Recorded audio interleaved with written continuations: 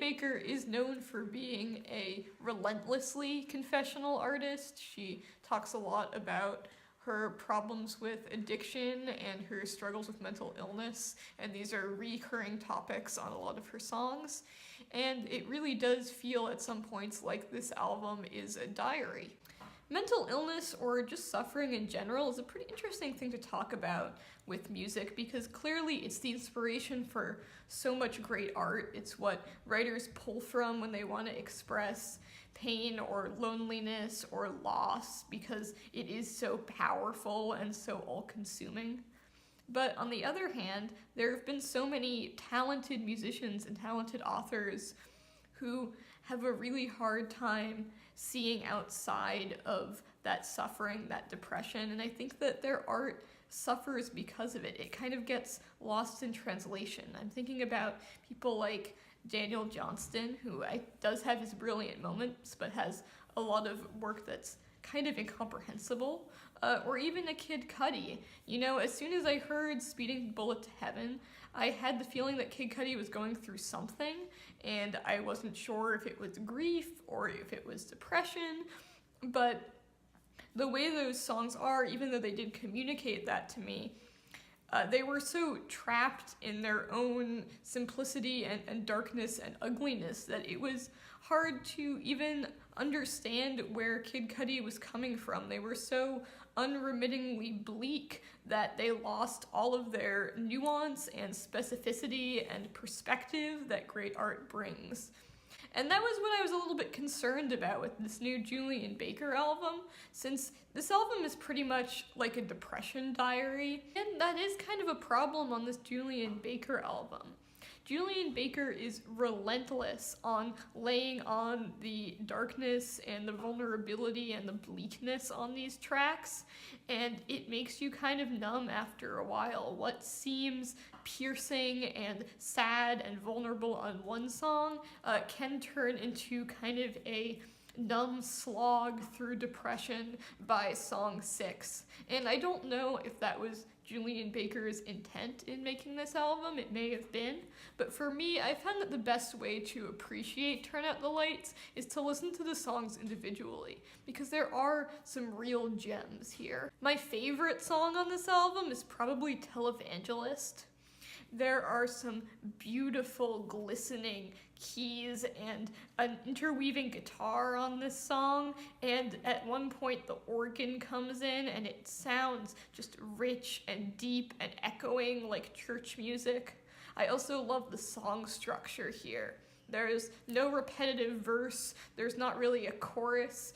Instead, the instrumentation ebbs and flows and swells with Julien Baker's voice, which gets incredibly vulnerable and raw at times, and the whole song itself feels ephemeral and wispy, kind of like a prayer that's just gonna float up to heaven, because it doesn't have any of these repetitive, catchy parts to ground it to the earth. And in this song, she compares herself both to an amputee who is broken, crippled, needs to be healed by God, and to a televangelist who is fiery, who is filled with certainty. And I love here how she expresses her guilt and her shame and all of her bad feelings as these things which give her power. She says that all her prayers are just apologies, and that she stands there with a crucifix made of noise and static. It's a way of channeling her confusion and her regret into something powerful, something that makes her able to almost channel God. It really reminds me of how martyrs would sacrifice themselves and sacrifice their own egos to become a part of something greater. It's almost like by focusing so much on her own guilt and self-loathing and these things that keep her trapped inside of her own mind, she's been able to connect with something larger than herself, some greater idea, and been able to transcend her own mind and her own body. I think this album works best when it takes all of Julien Baker's internal insecurities and turns them outward to make some kind of cathartic grand statement. Like in the song Turn Out the Lights, when Julien Baker is talking about the experience of turning off the lights when she goes to bed and being assaulted by all of her guilt and fears and self-loathing and feeling like she might want to kill herself, and how she doesn't really have a barrier between her own identity, her own personal sense of self, and all of the stuff that is coming at her, all of these emotions and impulses. And while it would be really easy to play this song super sad, super fearful, vulnerable, the way she plays it is instead very cathartic and powerful. The chorus swells and builds up to a crescendo, and Julien Baker is just belting here in the most forceful and powerful voice we've heard from her on this album. It's an incredibly powerful moment, and I love how she's taking ownership of this experience instead of running from it or pretending that it's not happening. She's instead kind of embracing this moment of suffering and confusion as something very human and something that ironically reminds her that she's alive, even though she's thinking about maybe wanting to hurt herself.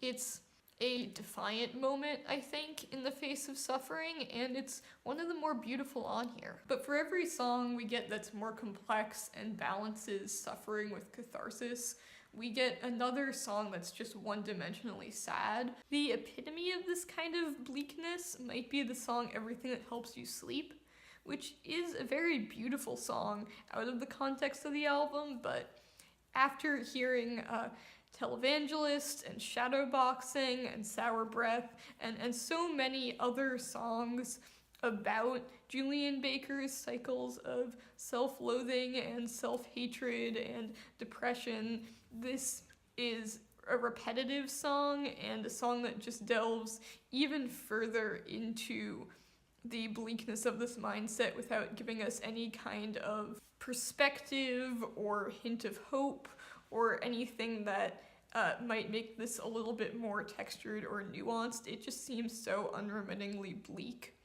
And the very slow, echoing piano chords don't really do much for me. There isn't a lot of instrumental richness or texture in this song. It's pretty samey, and it's pretty in line with the instrumental and the lyrical palette that we've heard throughout the first half of this album. It's probably my least favorite song here. Julien Baker gives us a little break from these very loosely flowing songs, which kind of melt into Julien Baker's own vulnerability and sadness and move with that instead of having more traditional verses and choruses.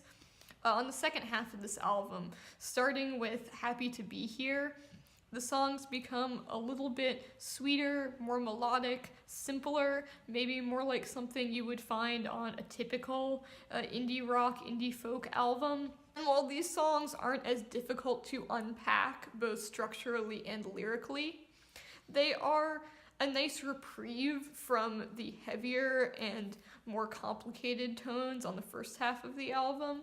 They're a little bit more melodic, a little sweeter, a little bit more repetitive and catchy. And I like a lot of the narrative detail that's here in the second half of this album. I like the song Happy to Be Here, where she talks about going to what seems like an Alcoholics Anonymous meeting and needing to essentially believe that people are happy to see her there and that she can change and grow even though she doesn't really believe it. And there are some really great lines in this song. I like the idea of having to submit yourself to God's humiliating grace, that it would be embarrassing to seem so vulnerable and not to be able to really trust yourself or control your impulses and just have to give up and admit that you need help and believe that you can get it. There are other songs on the back half of this album that are equally as powerful and a little bit more hopeful, like the song Hurt Less, which is a really sweet testament to her feeling of companionship and reprieve when she's with this other person. I don't know, I've been returning to a lot of the highlights on this album. Songs like Televangelist, Shadowboxing, Turn Out the Lights, Claws in Your Back, Hurt Less, but listening to the album front to back is a pretty painful and somewhat unrewarding experience for me. It just feels so unremittingly bleak. And the fact that Julien Baker has so many very direct, straightforward, and piercing insights into how people think during depressive episodes or while they're recovering from addiction actually kind of doesn't help the album, because it feels like the day-to-day reality of being trapped in that mind state. And this isn't a mind state I want to be trapped in. I mean, I'm pretty glad that my body naturally produces enough endorphins that I don't usually have to feel the way that Julien Baker feels all over this album. And it's an interesting case because on one hand, I do feel like the purpose of art is to provide a window into other people's perceptions, no matter how ugly or bleak that reality or that mind state might be. It needs to enable us to empathize with people who are struggling and going through these kinds of things. But I also think that art might have another purpose, which is to take these snapshots of other people's lives, to take these stories and to give them some sort of grander significance, connect them to other things out there in the world. Because honestly, and I'm going a little bit deep here, but if you're not going to wring some kind of meaning out of suffering, I don't understand why an artist would subject you to that suffering. I do hope I at least gave you some things to think about. You can talk about them or your own opinions on the albums in the comments below, and I hope you like this album a little more than I did. There are still some great singles on this album. It's quite technically proficient. The storytelling and the lyrics are very evocative. Overall, I'm gonna give it a light to decent 7 out of 10, and I really enjoyed talking about this album, making this album review. Next up, I'm hoping to talk about Yellow Wolf's Trial by Fire.